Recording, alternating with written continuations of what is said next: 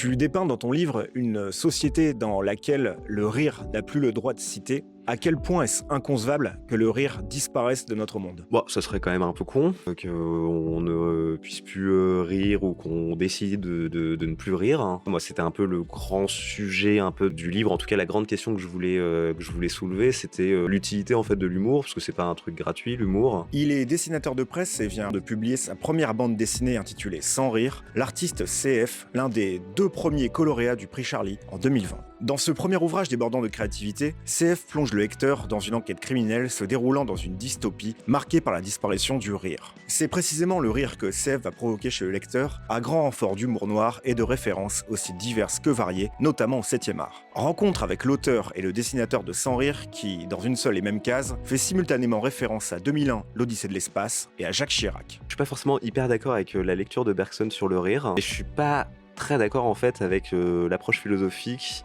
du rire. En fait, les philosophes quand ils parlent du rire, ils en parlent de manière sérieuse, alors que du coup ils vont à l'encontre de leurs propos du coup je trouve. Donc là le but c'était un peu ouais justement de parler de manière drôle, de l'humour.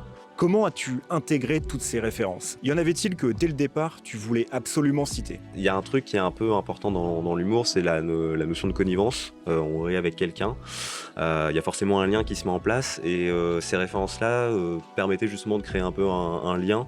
Voilà, c'est un clin d'œil sans être un clin d'œil, mais comme ça on pouvait avoir justement, sur la scène de Hopper et de Blade Runner, on est voilà sur une ambiance un peu, voilà les oiseaux de nuit ou la scène d'ouverture de Blade Runner quand il est en train de bouffer dans les rues de Los Angeles. Voilà, pour moi il y a à peu près la même ambiance, du coup c'était cohérent que les deux puissent se rencontrer en tout cas là, à ce moment-là par exemple. Considères-tu que Sans rire est porteur d'un message? Et si oui, lequel? L'humour, c'est, comme on dit, c'est la politesse du désespoir. Et ce côté politesse, voilà, pour faire du lien social, voilà, me semble primordial. Et c'est surtout aussi sortir un peu, ouais, des débats un peu qu'on a actuellement autour de l'humour, mais aussi autour de la liberté d'expression, ce genre de choses, où on voit qui c'est assez gangréné finalement par des réponses tarte à la crème de si on peut rire de tout, mais pas avec n'importe qui, patati patata.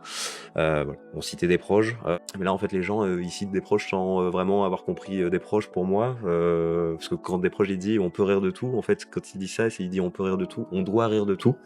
Donc c'est cette espèce d'éthos un peu de l'humoriste voilà, qui doit faire l'effort justement de pouvoir rire de tout, parce que voilà, la vie c'est de la merde et qu'il faut lui redire que c'est de la merde. C'est le premier contrat que je me suis donné, c'est quand même de faire rire le lecteur. Et après, si j'arrive à le faire rire et si j'arrive à le faire réfléchir un petit peu sur l'époque et le monde actuel et tout ça, c'est banco.